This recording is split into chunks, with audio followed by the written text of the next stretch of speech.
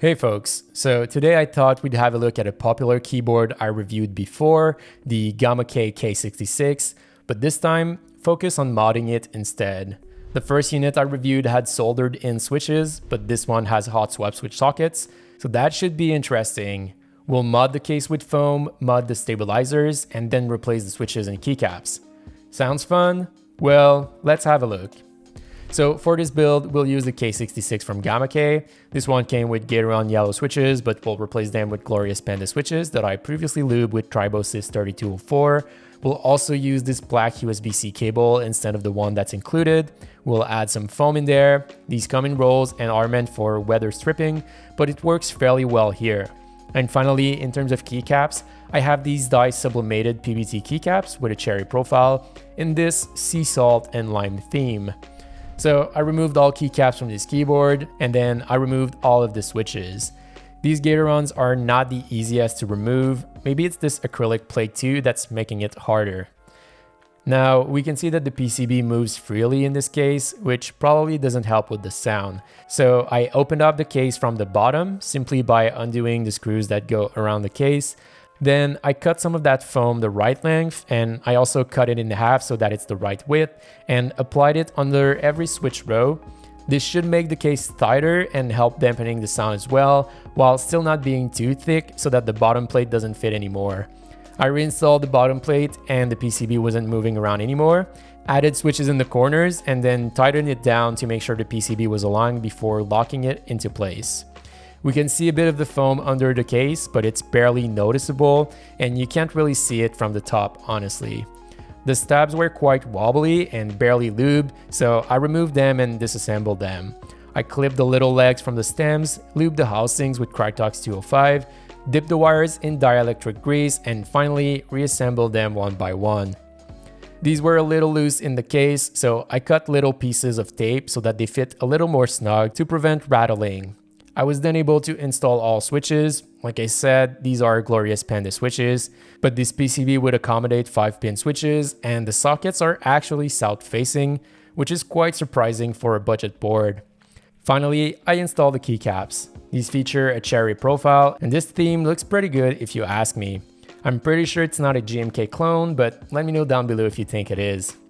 So looking a bit closer at this board, it's pretty cool for the price. If you're into this RGB LED thing, you won't be left behind for sure. The LEDs can be somewhat configured on board, where you can pick the animation and color for both the top and bottom LEDs independently. It's worth noting that GamaKay also have a basic software that gives you a bit more control over LEDs. This stacked case design isn't the most premium feeling, but it does the job alright, and with the foam, it does feel like the tolerances are a bit better. The biggest downside with this K66 is the layout, I think.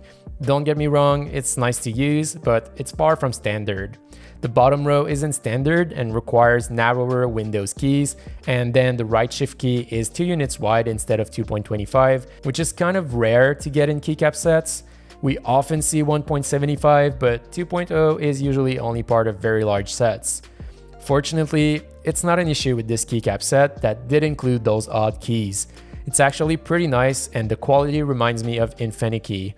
The keycaps are PBT and they're 5-side dye sublimated, so the blue and green keycaps are actually white, but they've been dyed on all sides. It looks very good, and the font is pretty sharp for not being double shot. It's quite expensive. In fact, it's more expensive than the keyboard itself, but you get what you pay for in terms of other similarly priced keycap sets, and it's actually in stock.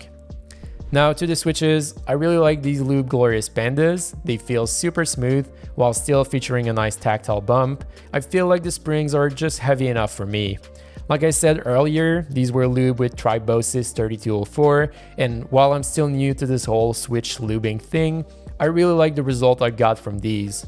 And even though this keyboard doesn't have the greatest plate mounting system, the fact that it's made of multiple thin layers of plastic makes it quite flexible, so it's a pretty good typing experience overall for the money, in my view.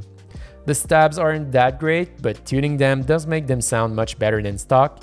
Still, they're standard plate mount stabilizers, so you could replace them with better stabs if you wanted to. Okay, so I'll leave you with a sound test comparing the keyboard stock to what I ended up with after all the mods and part replacements.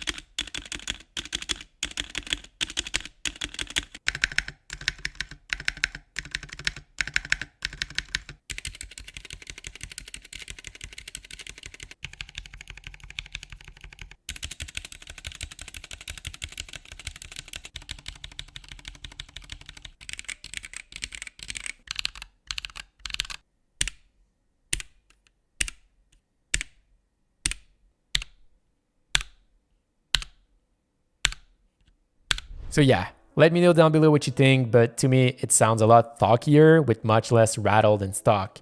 The switches sound tighter too, and obviously in real life it feels a lot better as well. So that wraps it up for today. I think the GamaKay K66 in its off-swept version is a pretty cool starting board, as you can definitely improve it over time and get a pretty decent sound and typing experience. Let me know if there's a budget board you'd like me to mod like I did in this video down below. And as always, I'll have all the parts I used in this video listed down below for you to check out in the form of affiliate links, so please use them if you want to check these out and help the channel at the same time. So thanks for watching, make sure you leave a like and don't forget to subscribe if you haven't already, as I'll see you in the next video.